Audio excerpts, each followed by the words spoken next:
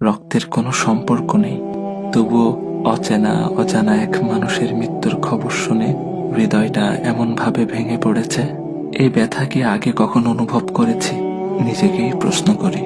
সব সম্পর্ক রক্তে বাঁধা থাকে না। কিছু মানুষ না জেনেই না চিনেই হৃদয়ের সবচেয়ে নরম জায়গায় স্পর্শ করে যায়, আর চলে গেলে রেখে যায় নামহীন এক দীর্ঘ কষ্ট। কেন জানি মনে হচ্ছে এই শোকটা শুধু তার চলে যাওয়ার নয়, এ যেন মানবতার এক নীরব অংশের বিদায়। চেনা ছিল না, কথা হয়নি কখনো, তবু তার অনুপস্থিতি হৃদয়ে গভীর শূন্যতা রেখে গেছে। একটা জিনিস খেয়াল করেছেন? আমার ভাই ওসমান হাদিকে গুলি করা হলো জুমার নামাজের পর, আর তিনি তার রবের ডাকে সাড়া দিয়ে চলে গেলেন জুমার রাতে। আহ, কত সৌভাগ্যের মৃত্যু! আল্লাহ সুবহানাহু ওয়া তাআলা আমার ভাইকে শহীদ হিসেবে কবুল করুক, জান্নাতের উচ্চ মাকাম দান করুক, শোকাহত পরিবারকে ধৈর্য ধারণ করার তৌফিক দান করুক।